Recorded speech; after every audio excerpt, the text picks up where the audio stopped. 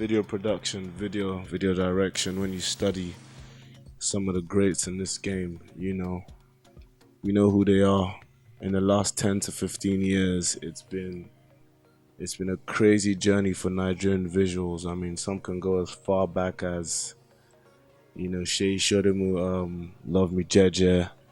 You can cross over into the times of Clarence being heavy, the king of the dark arts. And then you come into a brother like this, a legend like this, whereby you see his videos, but sometimes you may not be able to put a face to his name. You just be wondering, who's this guy that I keep seeing his name around? But when you start to do more research, you start to find out how much he has pioneered and how hard he's worked. And I met him last week at an event. I made sure to introduce myself because someone like me who's been studying this thing since I was a kid, it's a pleasure and an honor to be in the presence of one of the greats. So I introduce to you guys the one and only Unlimited L.A. Thanks, brother. So Straight into it, man. yeah, How was it like for you growing up? As a kid, what was the story? How did we grow up? growing up for me, I would say it's in a typical Nigerian family, middle class. Went to private school, all through, and I've always wanted to be an engineer, but Nigeria happened to me, so here I am. So growing up in a family of 3 boys, 1 girl, and just a typical Nigerian family. And if you're Nigerian, you understand what I mean by that. Typical Nigerian family. Yeah, lived all my life in Lagos. I was born in Lagos, lived all my life in Lagos. Also schooled in Lagos, finished from Lagos State University where I studied computer science and math. So just a regular Lagos boy here. Yeah. So growing up in Lagos boy, so you'd have had to go through the typical hustles of any young person growing up in Lagos at the time. Yeah, jump buses, skip school, just buy gas at the filling station or buy petrol at the filling station for your generator, typical Lagos life and the hustle and bustle. Yeah. Around what year was this? Like your school life? Oh, school life, I think primary school, because I was born in the 80s. I was made in the 80s, I was made in the mid 80s. So primary school would be like early 90s, and my university, I finished from Lagos State University 2009. Now, growing up, let's say, middle class family, certain opportunities that certain people don't have. What were the things that stuck out to you visually that made you, consider, or when you left uni, what was the transition into getting into video production? Okay, for me, I think I have a cousin, and a lot of people don't know this story, but I know a lot of people know this story too. I have a cousin, his name is DJT, happens to be my cousin. So he's one of the guys that really put Nigerian music videos on the map in the early times, So while I was in school, I was living with him. So I spent 5 years in school. So I was living with him. So at the end of 5 years, I could practically, I know everything that has to do with production. I know what this light is called, what this is called, what that is called. So when you finish school, like normally now you finish school, there's no job, you just go in. Then I ended up always, because he had equipment, I always follow. I was the cam tech, like the production assistants. I was always going out when people come and rent equipment from him. I was always going out with the equipment just to make sure everything. So that was when I started doing stuff, because I realized that even on set, I'm more experienced than even the director or the DOP on set or the technical crew. I'm more experienced because look, I've had 5 years of being a runner on set. So and half of the time I always end up taking shots for the director. So I think a director was, I think, was frustrated. You know, in production, if you're new to production in Nigeria, you can't be frustrated with the Nigerian factor. You know, like area boys, lights, power, and all that. So he was frustrated. He couldn't create anymore. So I took the camera. I said, "Look, bro, just chill. I got this." And I took some shots from the video, and he was really thankful. And then when I saw the edits at the end of the day, they used more of the shots that I took. And a year later, the artist himself reached out to me on Facebook. I don't know, I found my name, reached out to me and said, "Bro, you were doing a 100 camera for my last video. Man, I'd like us to do some things together." Buzzed me up. The artist's name is Black Magic, by the way. Buzzed me up, and yeah, he told me he didn't have money then. He told me like, "Look, bro, this is what I can afford. What can we do?" And because I have like 5 years experience in production, I knew where I could get like the cheapest equipment or close to free equipment, you know. So I put all that together with the money, and we shot the first video called Tomorrow. And it had good review because that was my first video. It had really good review. Then I had confidence to start directing videos for myself. Yeah. Wow. What was Magic's energy at the time? What was it like? Because obviously this is pre-repetitive. Yeah, pre-recorded. So what was that like? Like shooting Tomorrow for him pre-repetitive? Okay, for Black Man, he's very creative and he knows what he wants. He doesn't want anything basic, conventional. He wants something unique and creative. So I think that was a connection. I always give him what he wants. You know, I like to listen to clients and say, "Oh, this is what is achievable," and I always do like makeshift set design or equipment in terms of lights. I did all that, and we just connected then. Yeah. At the time, for obviously young video directors out there, whereby they're trying to find a guy who's even just done 2 videos, he will charge you something crazy. Yeah. You know, so at the time, was your mindset like, you know, this is someone I connect with, let's build this portfolio together? Was it, I like the song, I like the video? Was it, I like this person? Or was it a combination of all plus trying to also get on and get your name out there? Thing about me, I'm built. I always say that just few directors in Nigeria are built the way I'm built. I'm built different because I'm a director. I'm also a producer. I'm a creative director. I'm an editor. I'm a colorist, visual effects person. You know, I have a whole lot of experience and I have a whole lot of things I can do when it comes to production. So I don't wait for people to tell me. I don't wait for the decision of anybody, or I don't wait for anybody's help or service to get my video done. I can practically finish my video from pre-production to post-production. And for me, it will be me just being built differently. And when I hear a song, and also what I do is I always create like relationship between me and the clients all the time, or my friends or the artists. We end up being friends, you know. And it's not always at the early stage, because before I became a businessman in this business, it wasn't like business for me. It was more like trying to showcase myself, trying to there was no social media, you know. So it was different then. The only way you can get your project out is on TV, and you can always reach a lot of people just by putting your stuff on TV, not like social media that you can sit in your house and just have everybody seeing your what you can do. So it was more like me proving myself that, look, I can do this. This is easy.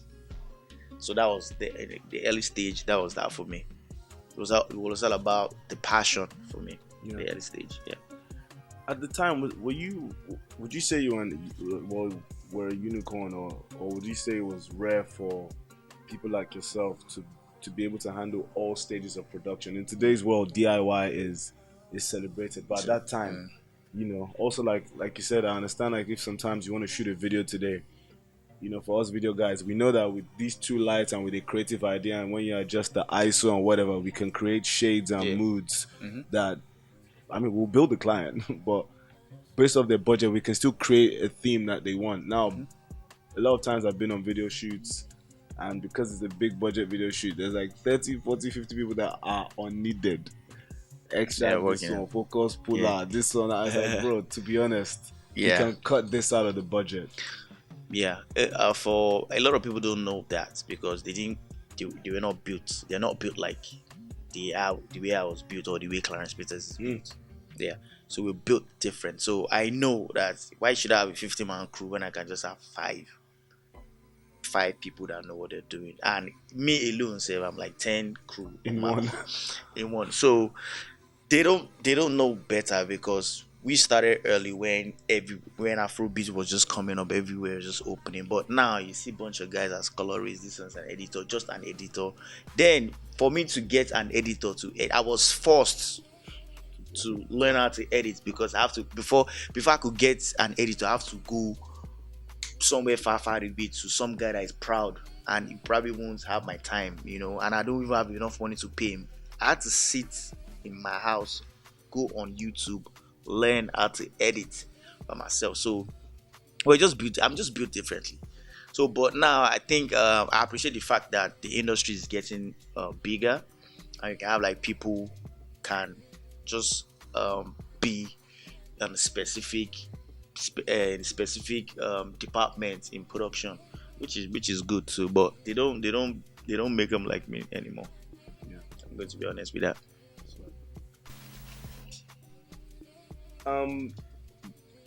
So with interning with your cousin, surely it would have been easier to just, obviously you said you shadowed him for 5 years.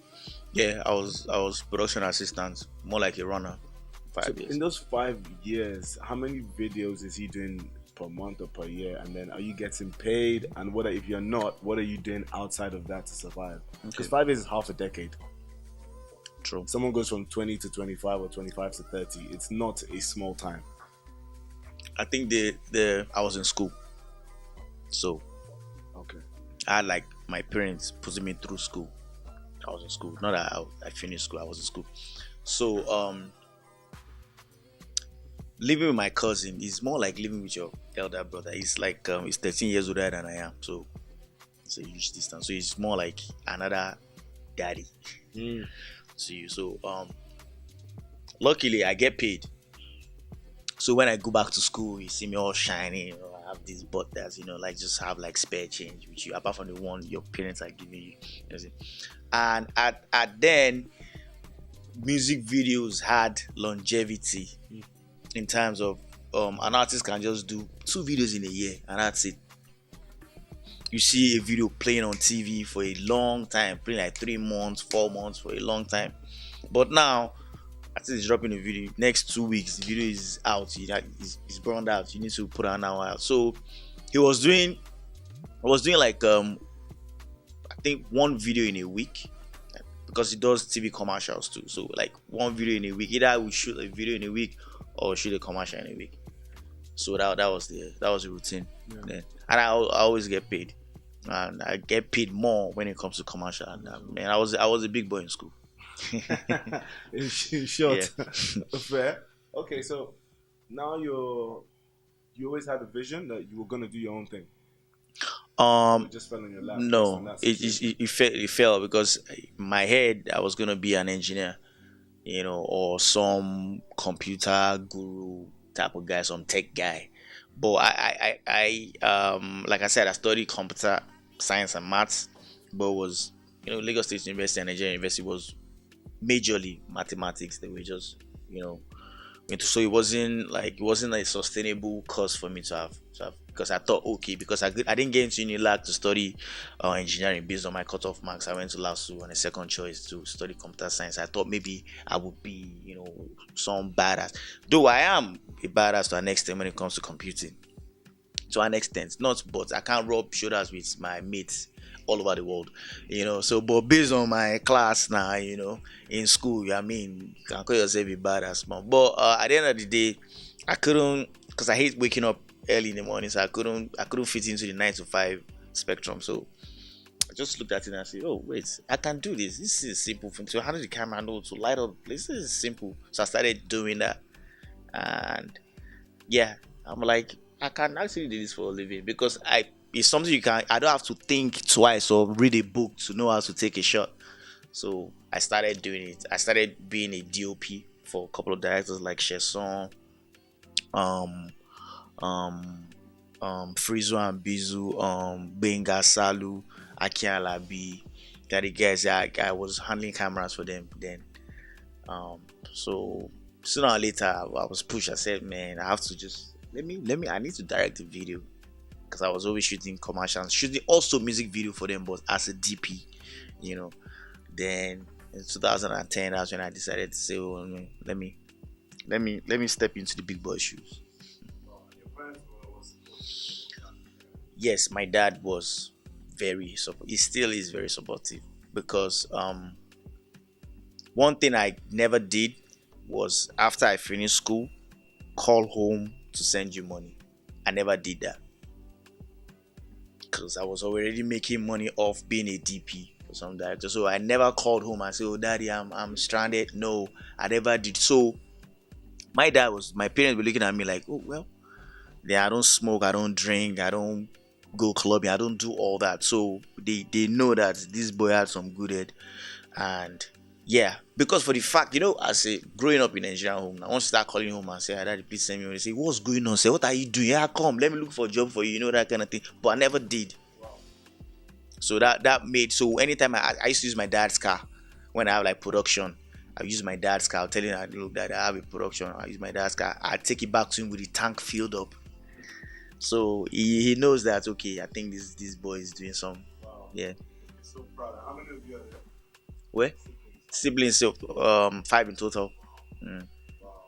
So you can call me the black sheep of the family because my everybody is a bookworm in my house except me. Like everybody's on straight, school, job, regular conventional life. But me, I decided to just throw away my certificates and just go this way.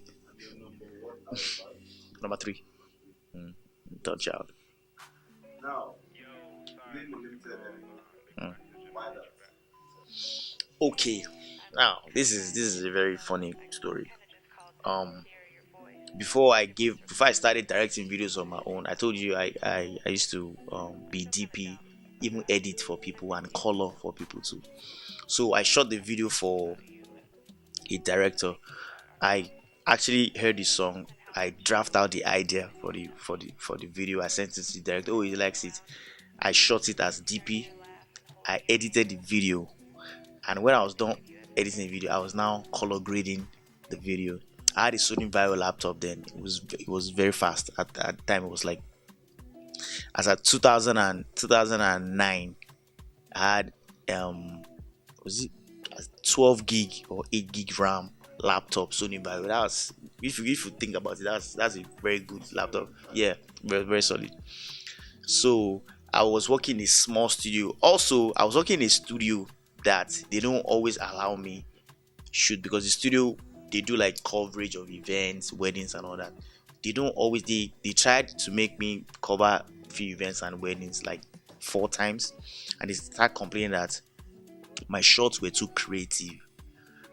For before we started using cine prime lenses, we had all that the old Panasonic DVX with the zoom lenses. So there's a way I zoom. I put my character in focus and the depth. I always have like depth of field in my all my compositions, and that's very music video-ish. And for events, my boss will always say, "Oh, you have to shoot wide, just keep shooting wide, put everything in focus." I said no. Like when you're shooting a bride, they put the earring in focus, take those aesthetics and those cutaway shots, those b-rolls that are just lovely.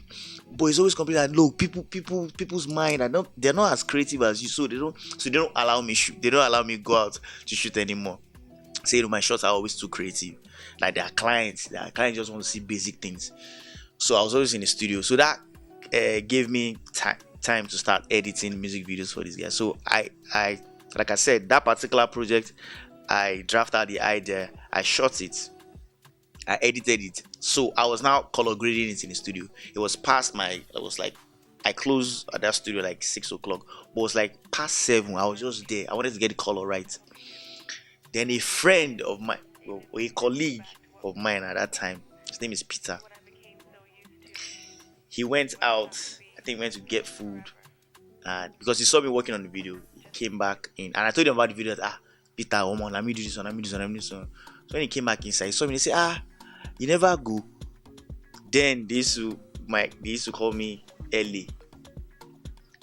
This name L.A. I got it 2008 because I was contract staff for MTV at the time. So they brought, the way they flying like South Africans to come and produce stuff here. So I was like, more like their road manager or one of those things. Yeah, because I knew the terrain, So they couldn't pronounce my name, Lekon. They always get it confused. So one of them was like, "Can I call you L.A. for short?" So he started calling me L.A. then. So 2008, my friends, even people that we worked on the project, because it was like 2 weeks, they now started calling me L.A. just like that. Ellie was there. Then on this day, 2010, when I was working on the video, my friend, my colleague, Peter, went outside, came back inside. He was like, now wow, Ellie, you still there? Now you create concept for this video. Now you edit them. You got the color him again. Now wow, she be unlimited. That's how he said it. So he left. So he said that and he just left. I was like, unlimited. The name unlimited, we didn't have like unlimited data or this unlimited glue. We didn't have all that time. So the name unlimited just stood out in my head. And I'm like, unlimited. As at that time, I was even looking for a name to always slap. Like at the end of it, you say Clarence Peters, and then you say DJT, you say Agalawi. I'm like, how can I put Olalekan on there? No, he doesn't know. He's not sitting well. So in my head, when he mentioned that unlimited, I said, how about unlimited LA? It's like, unlimited. Because I'm very good at Photoshop too, I put out a laptop. I designed my first design. I still have the design today. I have a picture. I just put unlimited LA on this side. I looked at it for a long time. I said, I can always bear this directed by Unlimited LA. See, man, that's a mouthful, Unlimited LA. So I got off work. I used to live with my friends there, like 3 of my friends. I got back home. I said, guys, it's like I'm having a brand name now. I said, what is this? I said, Unlimited LA.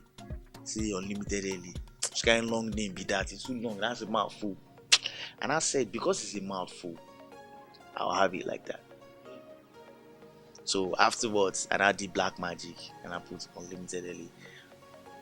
And I can tell you, for a long time, from 2010 to 2014, people thought Unlimited LA is a guy that lives in Yankee. I swear, because I'll go to some interview and say, "Oh, you're Unlimited." Because I had no hair, I was skinny. You did that video? I said, yeah. I thought this video was directed by some guy from Yankee. I'm like, no, it's me.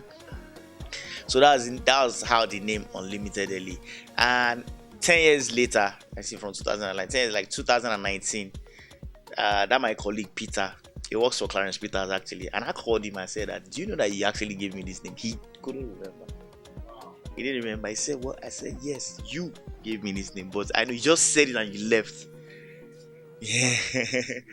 Yeah. So, yeah, that's how the name Unlimited LA came. Now you mentioned about Photoshop. So is that why you love photography, right? Yes, I did behind the scenes pictures for artists and all that. The way these boys would just go out. I used to have like fantastic pictures of artists. I did a lot of that. Yeah. They appreciate the photography. I was just doing it for like when if you have a video shoot, apart from the video you are going to get from the director or the production company, I will personally take pictures, behind the scenes pictures, and put it into a DVD and still give it to you. So you have like memories from the Olumentin, from the Two-Face Style, there's the Konga, these old artists. Yeah. I used to do that for them. I did Yauzi. I did all. Like more than 4. I did Yauzi. All any behind the scenes pictures you see of Yahoozy. To the extent that it was Alaba then that you go and buy VCD. To the extent that if you buy the VCD, it goes by track, like track one for Yahoozy video, track two this thing. There's a track after Yahoozy video, and some of in all the videos there's a track dedicated to behind the scenes photos. I created slide. So they put it, yeah, of the whole video. So that also too is there. Wow. Yeah. At the time, were you the only one doing that? Yeah. Yeah. I was the only guy doing that because other cases they will probably hire like a photographer that will now say, oh, will now bring all the gadgets. But no, because I understood what video lights can do when it comes to video. Those guys will bring their own picture, and artists don't really employ photographers to come and snap them. No. But I had like a Nikon D, can't remember the name of the Nikon, it was one old camera. I would just take like mad moments. I was looking for moments. I always look for moments To capture. to capture, and I also put everything together and saying they always appreciate it. Nobody ever gave me money for that. I just did it out of I just want to Your love for the game. Yeah. Your love for the game. That is, I mean, in today's world now, that's a whole different business. Yeah, that's a whole different business, man. That's a whole different business. That's a whole different business. So for the Yahoozy set, was it super expensive? Yeah, as a then, yeah, I think the video cost a lot of money. That was 2000 and was it 2007? I think the video cost about is that 3 million or 5 million naira. As Wow. a day, it was running like one of the most expensive music Videos at the videos time. at that time. Yeah, Wow. yeah, it was shot for 3 days. 3 days. 3 days. Concept. Yes, at the time. At the You time. said over 3-4 days. What? You said you shot the video over a couple of Yeah, days. 3 days because they shot the I think the car scene. They had like 7 cars. They had Monday, Tuesday, Wednesday in the video. They shot that was one day because they couldn't get permission to shoot there on time. They were shot one day. They shot the club scene another day, and there's a set design too. Another. It was 3 days. Yeah, it was 3 days video. Yeah. At the time when you shoot a video for a song, I mean, was the song popping before the video? Or was the song popping after? I can't remember how it was released. If it was the audio first, then the video. Which of the songs is that? Yahoozy. Yahoozy. I No, think that was audio- GAT's video. Okay. That was directed by By DJT. DJT, okay. Yeah, my cousin. But I did like behind the scenes. Behind the photos, scenes you for know. that. Yeah. Okay. So it was I think, but I think the question you want to ask is the first video that got me like on the map. On the map, yes. It was Shantizu Shole. Do you know that my top 5 songs of all time, Shantizu Shole is there. As in of all time. Yeah. It's I mean, I can only imagine. Well, in fact, let me know even. What was it like when you first got maybe the email, the MP3 and Okay, so I was already doing stuff low key. I think I shot Black Magic's video already. So D-Tunes, the producer of the song, is my friend. I wouldn't say friend. You know this when you have like Inyanya and Obi Franklin on the upper echelon, yeah. and they're fucking with the big boys. Yeah. But D-Tunes is like the small guy, and I'm also the small guy. I can't really talk to Inyanya. D-Tunes. He's a producer, and he's seen some of my work, and he likes it. He said, "Man, we can go places with this." So as at that time, he had issues with Inyanya, and he got together with Shantizu. So he used his radio plug to push the song. You know, then now you push, there's no money, there's nobody giving you money, you just push it.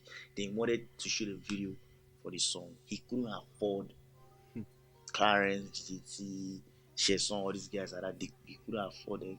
He now came to me and said, "Bro, man, I want to shoot this video, but there's no money." I can tell you authoritatively now that my 60,000 naira went into the video. Wow. I was Wow. I was doing good already in terms of shoot like small. I have like small budget shoot. That's why I had like a little money with me. And he came to me as a guy and said, "Bro, I beg, what can we do?" Because he knows that I have plug when it comes to camera equipment and all this stuff. And I know that we can cut budgets on that. So I had to weigh myself in. I had to throw my weight into people and say, "Bro, borrow us your camera and I will give you small things," that kind of thing. And then the song was big, but we didn't have money to shoot. So we tried our best. I heard the song, put everything together.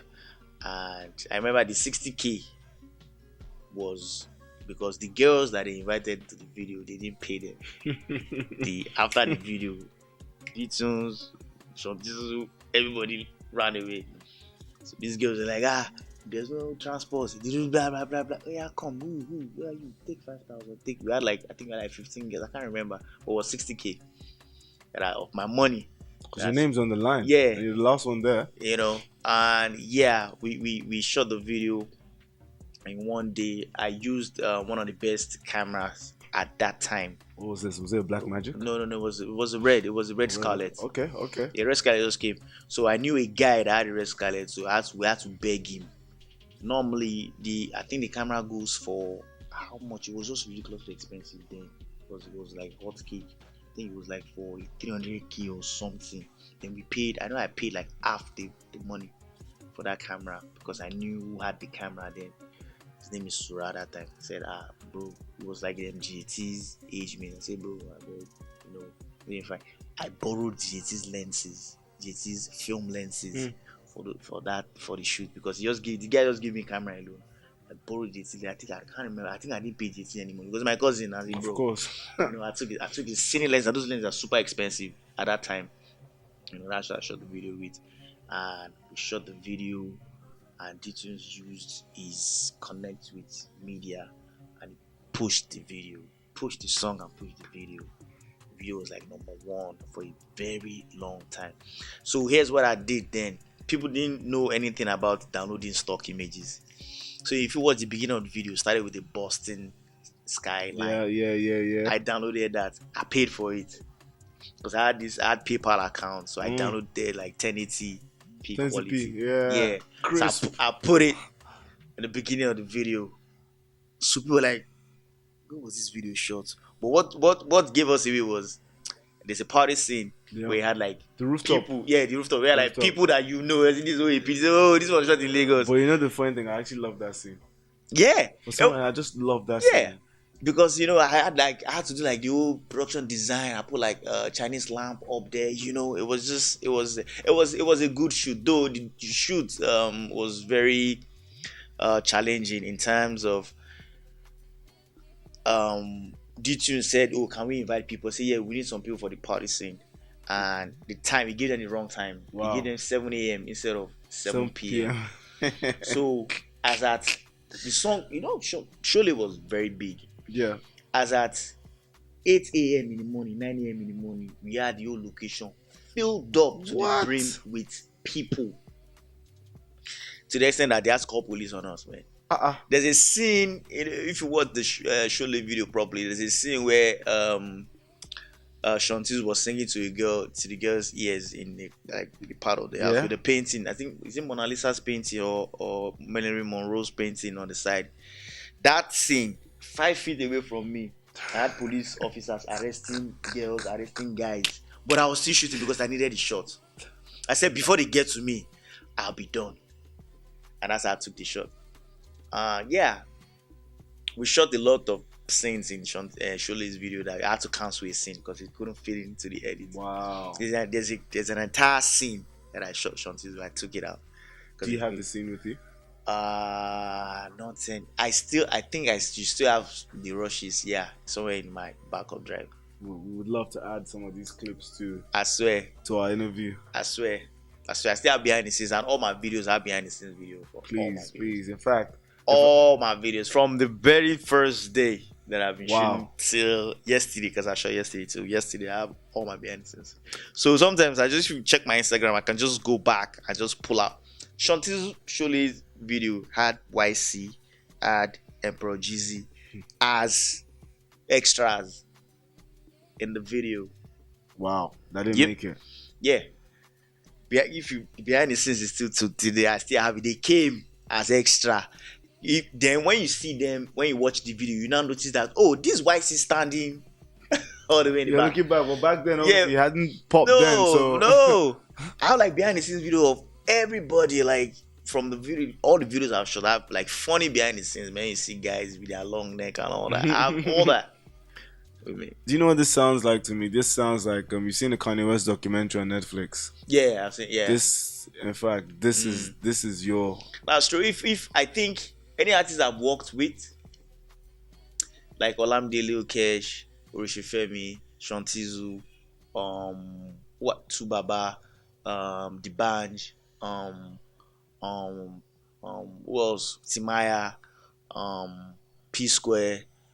These guys, I have behind the scenes of them like close to let me see, okay, like from 2014, 2015. That's like 7 years ago. yeah. Got that behind the That's scenes. that's a lot of footage. So is this Yeah. Is this double backed up? I hope. It's just backed up in one place. I have all Olamide's behind the scenes, man. It's, like I have all these things. Rushes, not even edited. Yeah. Talking about rushes of BTS. This is crazy. I'm looking forward to your Kanye West type documentary when you sell it to Netflix and catch up. Even like there's a documentary BBC did for Olamide. I don't know if you saw that documentary. No, I haven't. They used some of my Rush. yeah. Did you charge them? Olamide is my guy now because they asked this is specific. Like when he first blew up. Originally, when he first blew up, not like Olamide Baruna. When Olamide was like young Eric, the tiny neck and all that, he went back to Bariga. It was just like still a street boy, but he's known with his what's the song with Wizkid? Was it? Yeah, okay. It was after that when he did Enizuru, when he did Ele Dami, Okay, yeah. So he now went back. So I followed him. I recorded everything. Wow. Everything. Content is the new oil, kids. I swear. For those so of they now try to document. So the footages of Olamide at the very beginning, I had all those footages. You should have taxed BBC, Sha.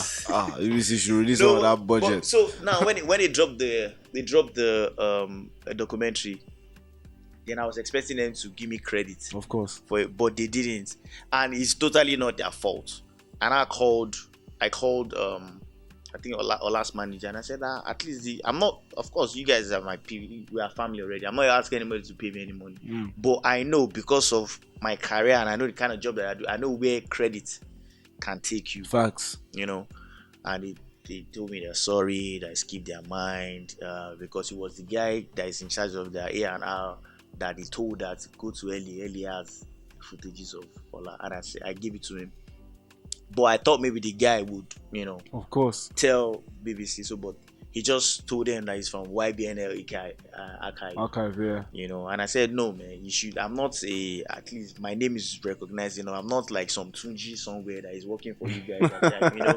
So, I mean, it's just credit. I was looking at the credits and say, footages.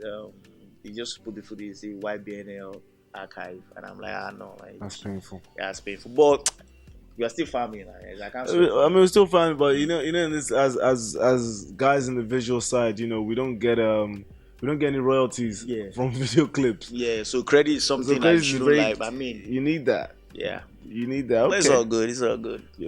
Did you say you did styling for Two Face? No, that's JT's project. JT's project as well. That's 2005. So which what was your first Two Face video? It was with Salty Soul. Oh yeah, come. Okay. Was that the first? Hold on. That's not the first video. That's the first video. For Two Face. Yeah, that's the first video. Then I did Gaga Shuffle. I did Oi. I think I shot more than 5 videos for Two Face. I like Woman. I know. Amaka. Yeah, I did Amaka. I think the first video was Salty Soul. Two Face Salty Soul. We shot that in Kenya. That's my first video. Wow. What was funny? I was just blushing on stage when I met Subaba. I'm like, wow, Subaba, because I used to listen to Planet Shop Boys. That's a legend. Yeah, and I'm right in front of you. That's right behind you. Subaba, let's go.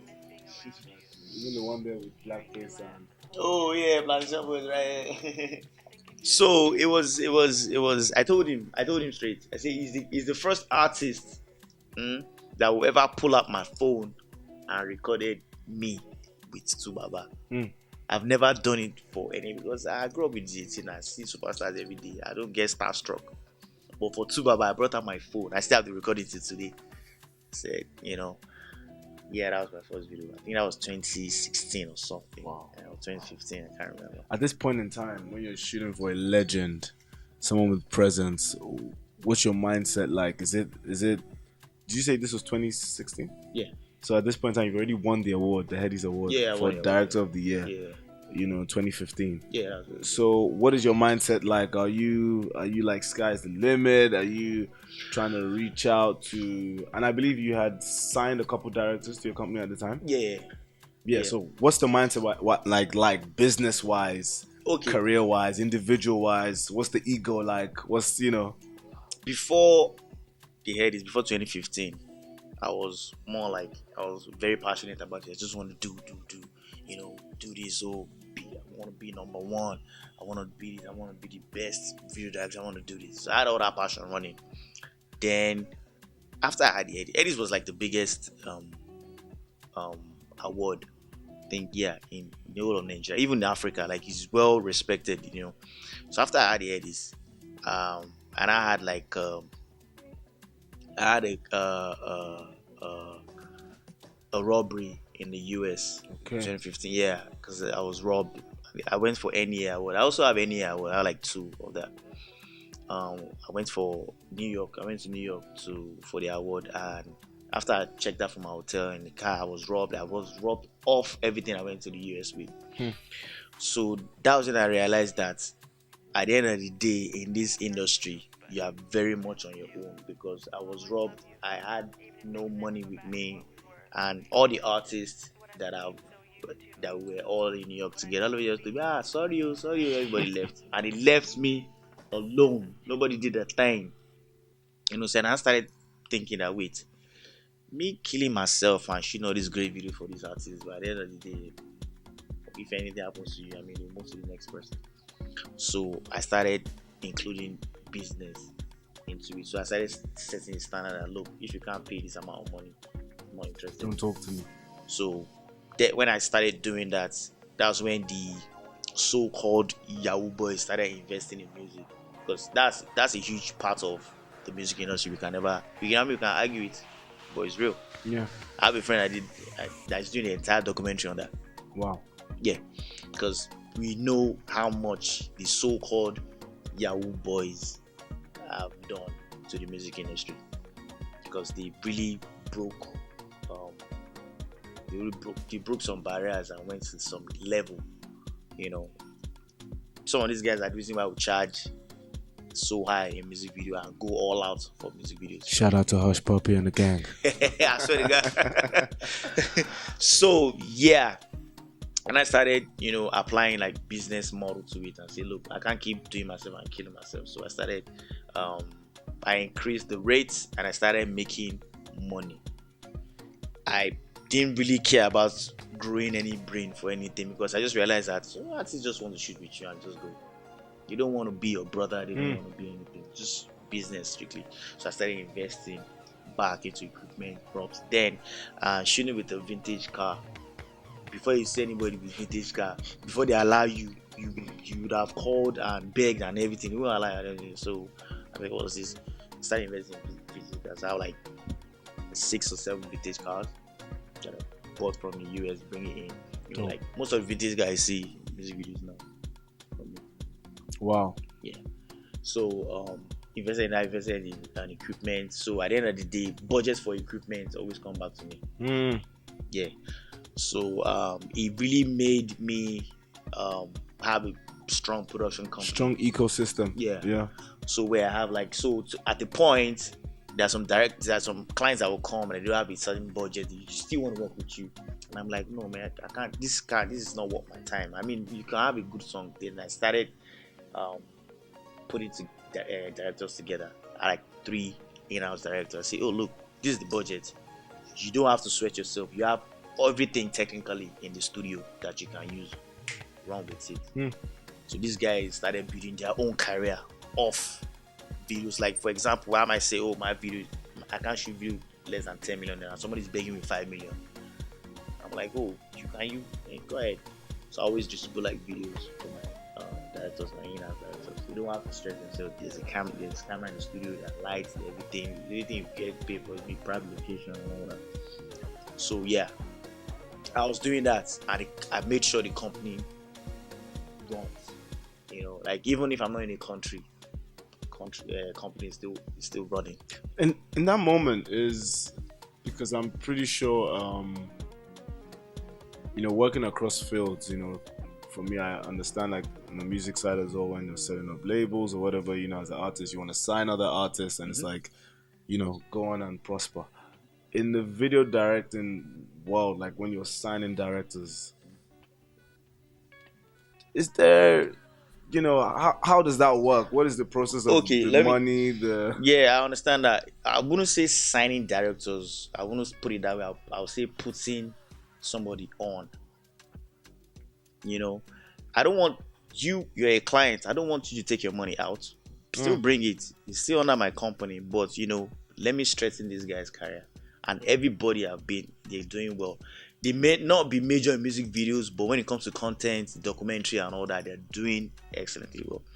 So in that case, okay, artists signing artists make money off records and all that. That's really not possible in our department. What is possible is investment in technicals. Like me, I'm well invested in equipment.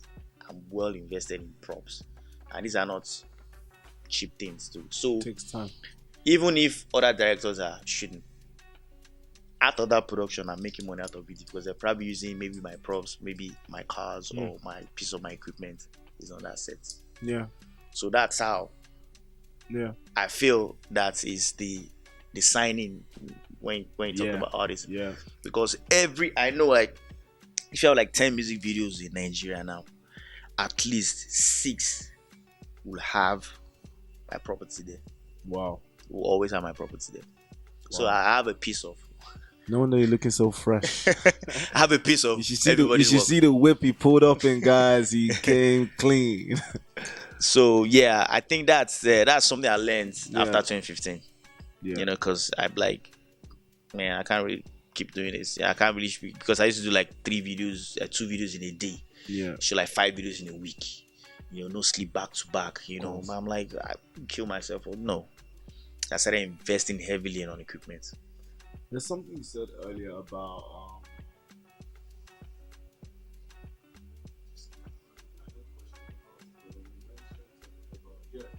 saying something about artists or whatever, and then how when you have this trumpets. So from my perspective, I felt like there are a few directors that stand the test of time or have stood. We had Chasson, we had Parents, we had guys like you coming up at a point in time, and I was seeing the name around and videos were dope.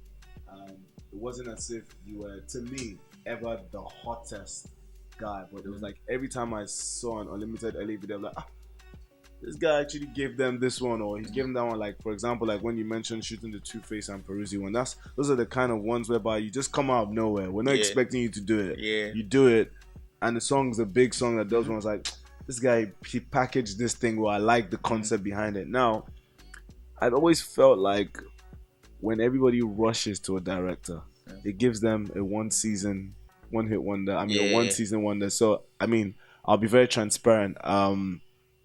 I felt like the way the industry ran through Q was pretty quick. It was pretty quick, I feel like the way they ran through Momusa. I remember when everybody's coming to London and you want to shoot a video, you would just see directed by Momusa everywhere, and then poof, and I know, I'm not sure what he's up to now. I know he created a company and they tried to, till I speak with him one day, I don't know if that was too late of a transition. I don't know if the pushing of self may have harmed him, but there's Q, there's Mo, there's even I think Director K at a point, if I'm not confused, and then now of course we have a TG Omori, which I think is absolutely amazing. But what he's doing that the other guys didn't do in their generation was more so self-branding, because now there's Instagram.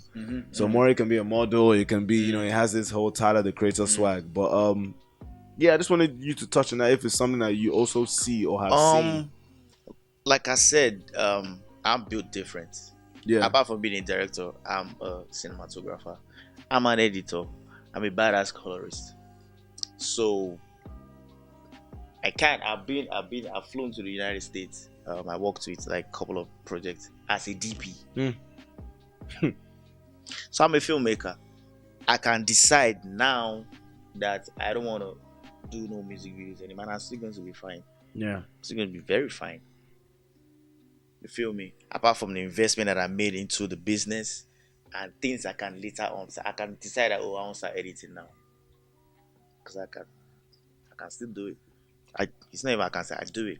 I call all my videos. I call like 90% of my videos, except I'm not not around. I call out most of my videos. You know, and I always go through my edit. I say, once the editor is done, give it to me. I'll do my corrections myself. Yeah, so I still, like, that's why I said I think the only person that can also do that is Clarence, because we came from the umbrella of GJT together. So because Clarence used to work with GJT for 4 years. Yeah. So while Clarence was working for GJT as a DP, I was Clarence's assistant. Wow. Yeah, because that's why me and Clarence, we go way back. You can never have issues. Yeah, we go way back. He's my guy. He's older than I am, but he's my guy because we know where we're coming from together. So, yeah, I feel like because of how I'm built, I don't think that is a problem to me.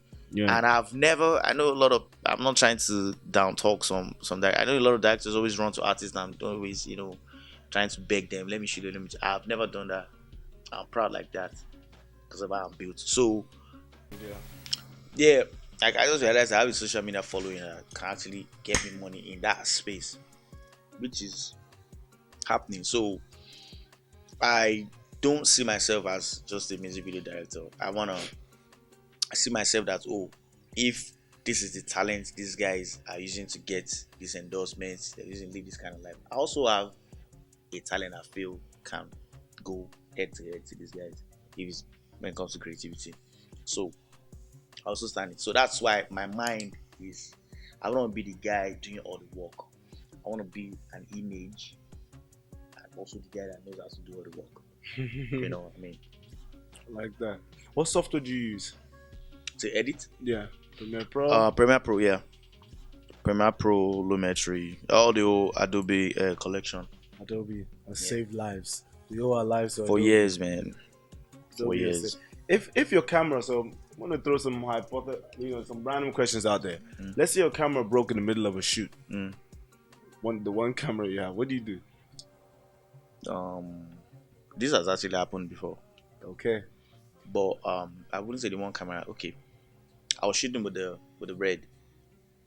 I think it was 2017, and for some reason, Red just stopped working halfway into the shoot. Do you know what I did? I finished the video with a GH4. With whose phone? With a GH4. With the GH4. Okay. That's the Sony. No, Panasonic. Panasonic. Yes, Lumix GH4. Funny enough, I don't like that camera. Do you want me to tell you some videos I've shot with Please tell me. Fino. He was shot in Uganda. I have to check out the video. One. Yeah. Hold on.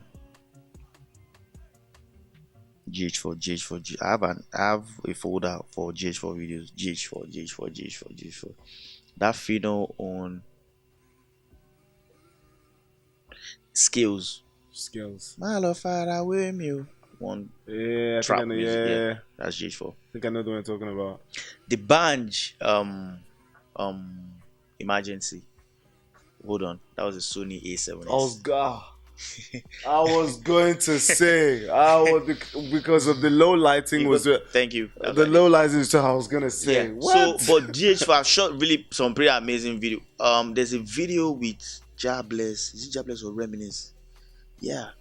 Did I shoot any video with okay, that was 5D. I shot some really dope videos. Okay. Because I remember the time I was looking at the GH4 on this and A7 and I was going back and forth and then when I just tried, I think one day I just tried the Sony and I used it for a shoot and the low light and everything was just smooth. I was like, but I suppose I think I felt the same way about the Blackmagic, but I know you shot some Alameda videos with the Blackmagic. No, I never shot. You never shot? Yeah, with the Blackmagic. But you shot with the Blackmagic? Yeah, I shot with black magic. Okay. I've only shot. It was even recently. Yeah, it was this year. That you just used the black I used magic for black the magic, first yeah. time. Okay. Though I used it for a short film. I used it like a couple of short films, but for music video, Videos. just once. Once. It was Filky and Bella Shmurda. That was the video. Yeah. Even Bella Shmurda, there's a party next door video. Bella Shmurda. There's a part in the video I shot with the black magic. Wow. I did like a body cam movement. It was a black magic I used for that. Would you say sometimes some cameras just don't agree with some people? No. I say it's the terrain they are going to. Mm. Yeah. Because if you ask me, to choose between the Panasonic, the GH4, and the Sony, if I want to do like critical coloring, that I really want to shoot this video critical coloring, I'll go for the Panasonic GH4 because it has a stronger footage. I think maybe because it records 10 bits and the Sony I think is 8 bits. I don't know why, but when it comes to low light, I'll go for the Sony. Yeah. But if I say I have all my lights in check or exterior during the daytime, I'll go for my Panasonic. Okay. Yeah. Fair. For those of you listening who are trying to get into this whole film stuff, listen, you should be taking notes right now, man. You know, I mean, these are gems that I myself will go back to the drawing board and go and test out one or two things. Okay, let's say so you're working on set. You have a client. He's very difficult, or she's very difficult. You're a chilled guy. I think most directors are usually chilled on vibes because we know that we have to set the tone for the environment. What happens if this character is anal? Is maybe, you know, because like for example, Clarence told me in our interview that said the first time I met Burna, didn't like him. He thought the guy was an ass, but once Burna gets to know you and whatever, you know, things. So if you're in that kind of situation, how do you maneuver through it? I think, well, for Burna, I think I had a different experience with Burna because Burna was nice all through what I said.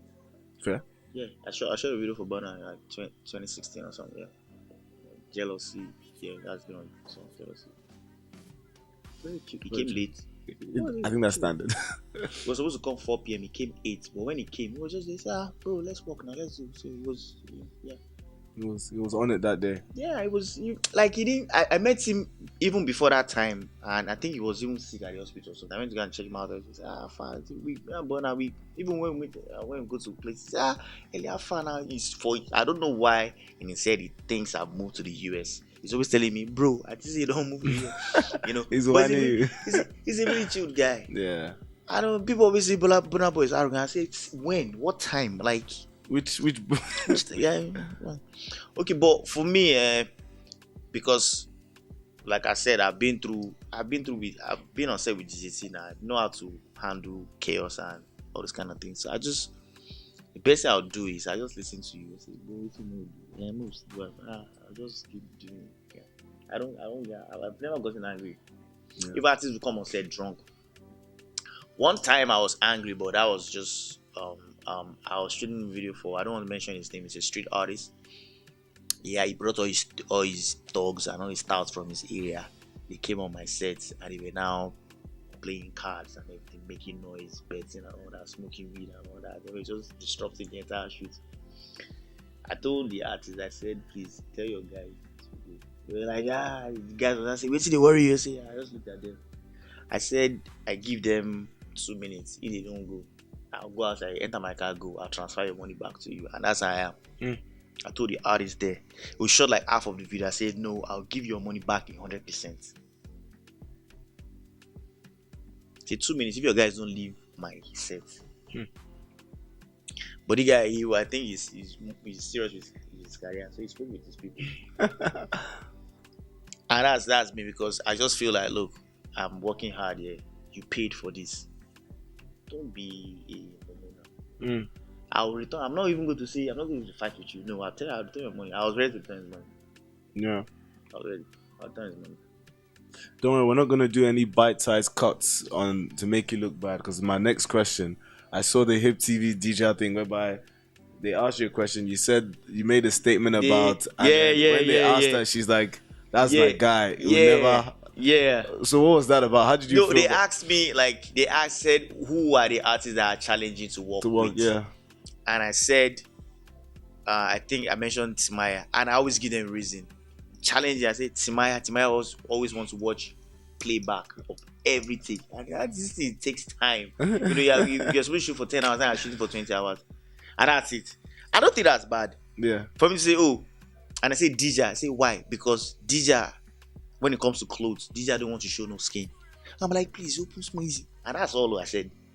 So then I said she's difficult to work. DJ was like, You can't say that. come and say, I said that is because you don't want to show skin. Yeah. And then I mean, this media game we're in, we're just trying to just get some clicks. Yeah, it was crazy. I even said Black Magic because Black Magic wants to. What I said because these are my people that we know. Even when Timaya starts playing, say, bro, I beg, we know if you do this, say, wait, now moment I check me. He also wants to see playback all the time and drool over himself and say, man, it's just how you do, Of course. Yeah, and that's not like that's it's just what it is. It's just what it is. Yeah. Why DJ don't want to see a playback of herself? She hates watching herself and listening to herself. That's one artist. That's one special thing about her. If I don't shoot, it's okay. She doesn't want to see herself. Very shy. She's a very shy person. She's a very shy person in general. Yeah, she is. Yeah. Okay, so now filming against sunlight. These are just I'm asking you filmmaker questions so that people can leave here with tips as well. For those that tune in right now, we've touched on where he came from, his life. Learning under his cousin. The artist that he shot for, and why not also give you some gems? So you're racing against light, natural light. Artists have been a bit slow. You're running out of memory. Me sometimes I'll quickly go back and delete 1 or 2 clips earlier in the day that I know I can do without.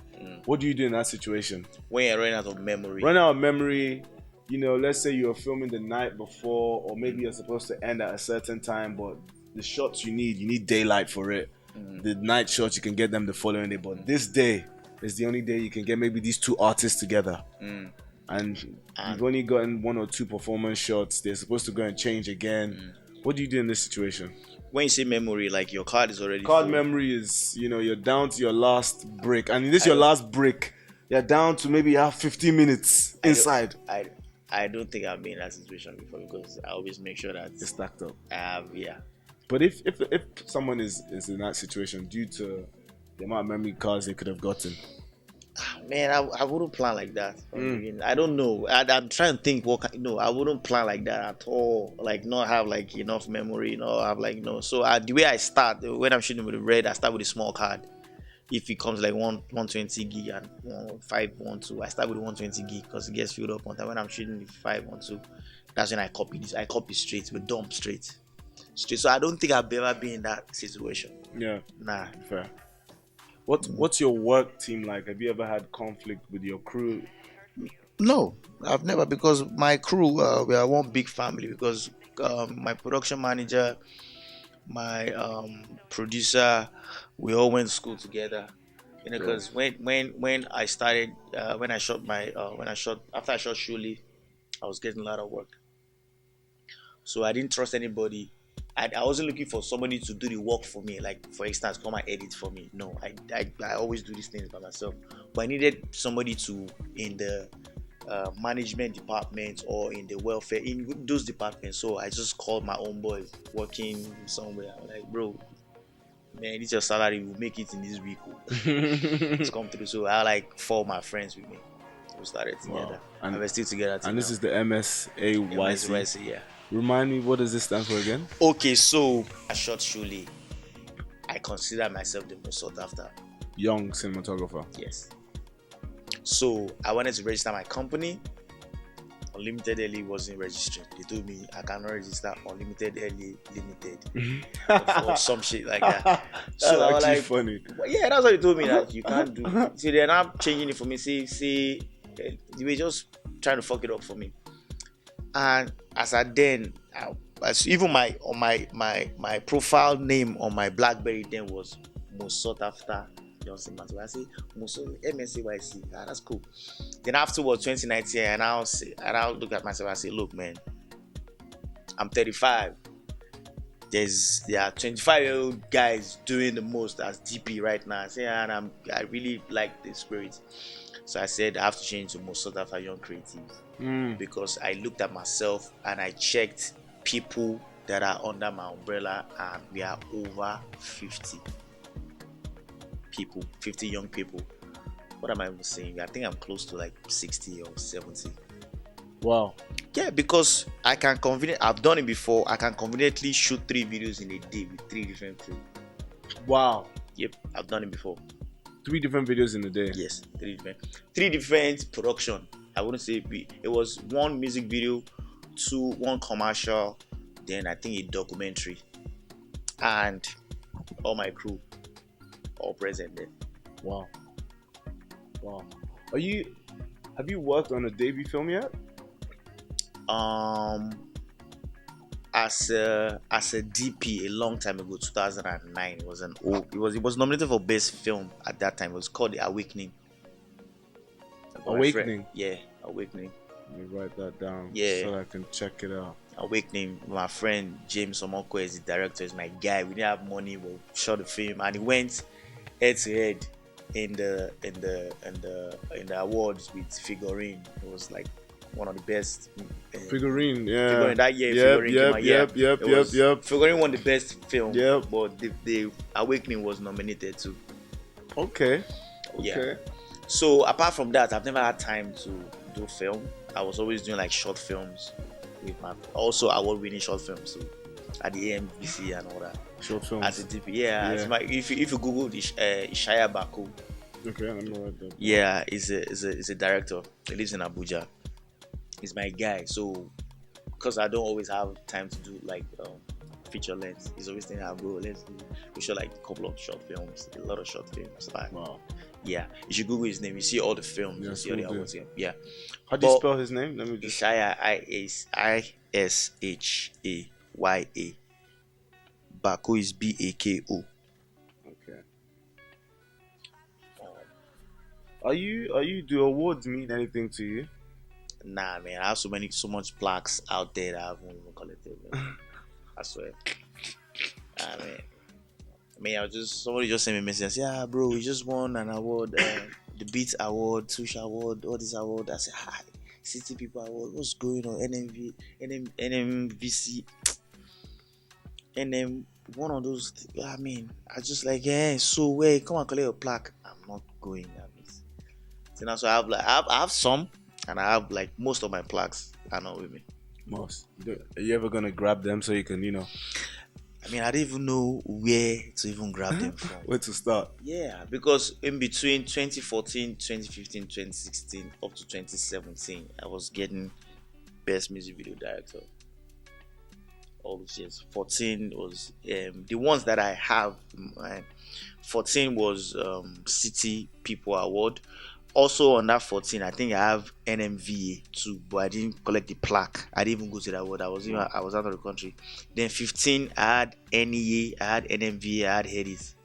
15. 16, I had NMVA, I had NEA, I had City People. I think I took just NMVA there. Then 17, I had Beats Award, I have Tush Award, I have 2 exclusive. Wow.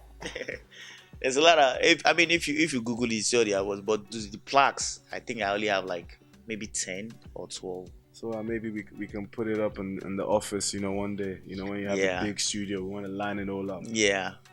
So that the young creatives can see that, this thing is possible. Because I can only imagine coming up in the era, you seen it from DJ T's eyes, but you being a younger person, to see what the industry was and what it has become.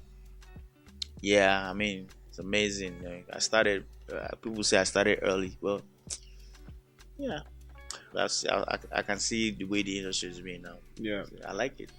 How do you stay focused and energized on set? You should come up to my set. I'm very playful. I would love to. Man, I'm very playful.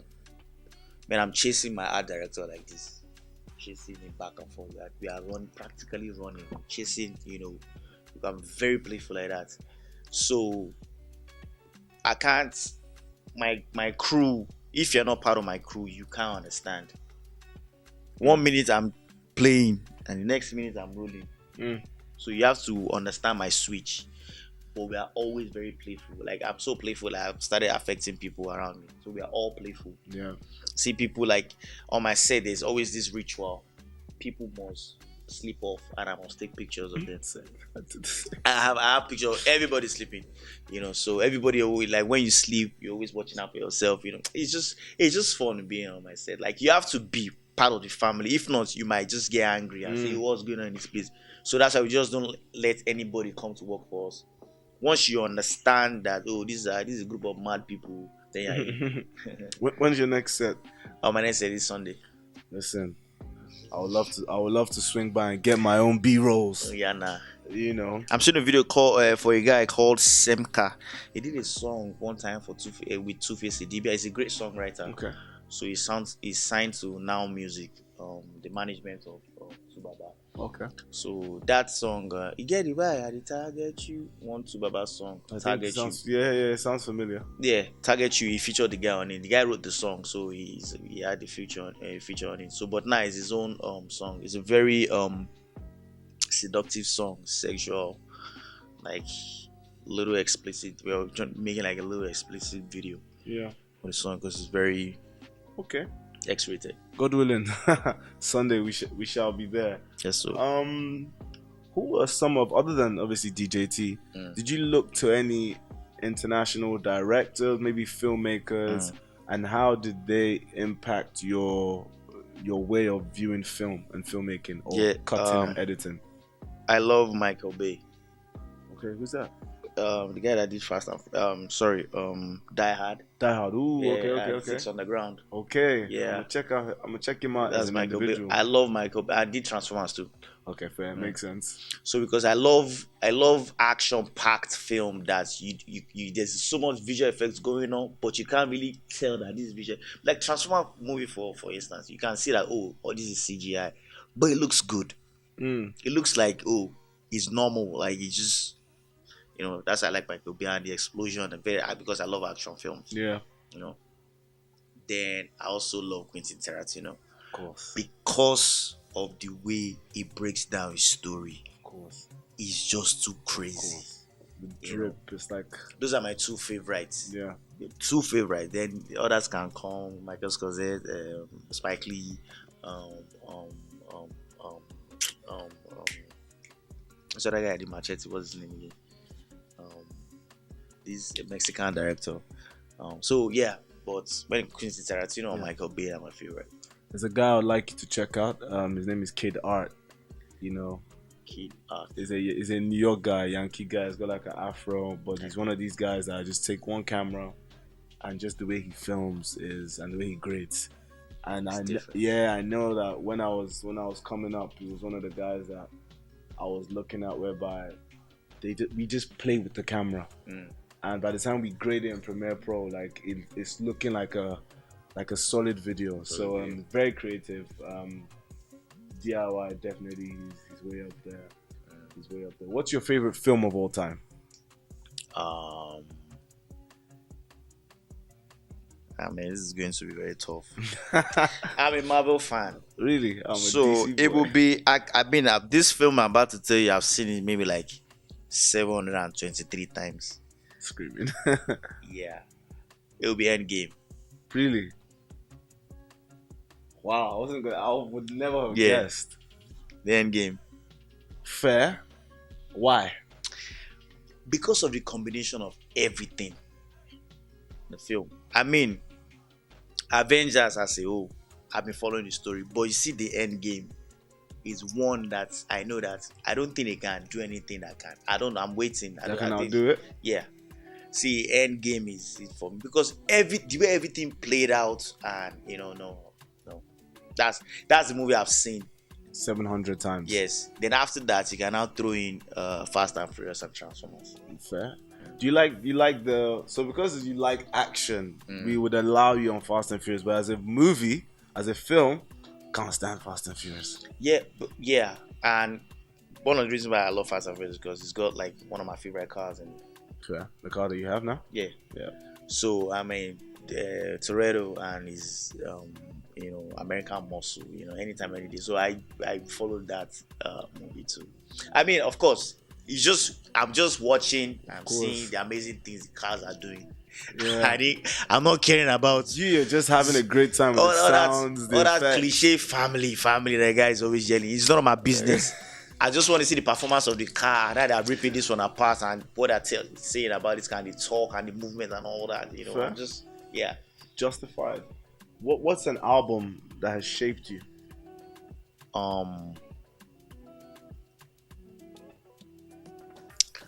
I would say Plantation Boys. Body and Soul. Yeah, Body and Soul. Yeah. Plantation Boys, Body and Soul. Ooh. And I can sing from the beginning to the end of the song of the entire album. Body and Soul. What else again? That's in Nigeria, Body and Soul. Then Yankee will be should I say Yankee, or outside Nigeria will be is it Tupac Resurrection? Because I'm a rap fan too. Even Dr. Dre's Chronic album too. Yeah. Then I think after Tupac died, the Resurrection, I think the album they put together, I really like it. What's your best video? My best video, you probably haven't, like I said, some of my best work, people don't know them. Yeah, because some of my best work with me experimenting with an artist with good song but has zero budget to push. So I have a few. I have a few that I can't remember it. I just know that even till today we still talk about this. Man, should we just recreate this idea for somewhere else? I have some of my best work. I can guarantee you a lot of people don't even know. What's your biggest check? Who's giving you your biggest check? Who's giving my biggest? Yeah. Right now? Yeah. Or ever. So far, I mean, I also do TV commercials, so I run up to you've done for Glow, you've done for a number. Yeah, I've done for Glow, Samsung, Pepsi,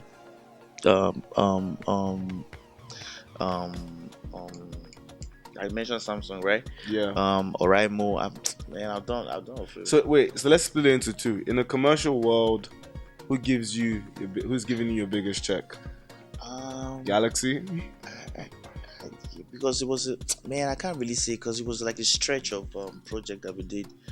The figures now, I can't remember the figures now, but I don't know.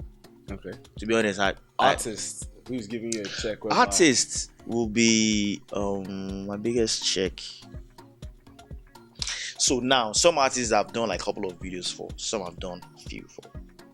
But one of the artists that I haven't done a lot of videos, I've done quite a few, but not a lot of videos for, but cuts is Young Six. Young Six. Right. Yeah. Apart from the fact that I'm a huge fan of Young Six. When I tell Young Six a particular budget, I know that we don't want to spend the entire budget on it. When I tell a particular budget, it goes all out. Yeah. So Young is an artist that I respect a lot. Young Six. And apart from the videos that the so-called Yahoo Boys paid for, that's different now. Because we're on the road when they'll just come and say, look man, this is the budget. Or I tell them, sometimes you just hear some kind of song you're not really interested in, you just tell them like one ridiculous budget, and before you know it, your account is being credited. So if you don't want me to put those ones, yeah, definitely not those ones. Yeah. So but apart from that, I'll say Young Six. Young Six, okay. What is your greatest achievement as a videographer or cinematographer? For the fact that I'm able to put a lot of people on and I didn't even get to talk about it. I'm happy because I see some of the people I put on, I see the position that they're in. They are able to employ even more people, and that's what like I'm giving you like the I'm teaching you how to fish instead of just say like I put like people on in terms of directing, in terms of CGI. One of the guys doing the best visual effects in Nigeria right now. I put him on, and also colorist, editor. These guys. I made them understand that look, not everybody can be a music video director. you should know that everybody will come with the idea of, oh man, I want to be the next Unlimited L.A. I say, look, bro, just chill, man. If this is your strength, the industry is bigger now. I didn't have a choice. That's why I had to learn how to make all these things. But now you have a choice. If you're a visual effect artist, stick on that, and you're going to make a whole lot of money. And that's what they did. They listened to me. They did. They're doing good now. Dope. What's your least favorite part about being a video director or cinematographer? Being a video director is wake up and do the same thing over and over again. Yeah. It's very tiring. Listen to song, develop the idea, go on set, shake bomb, we got this, blah blah blah. Yeah, you know, it can be very tiring.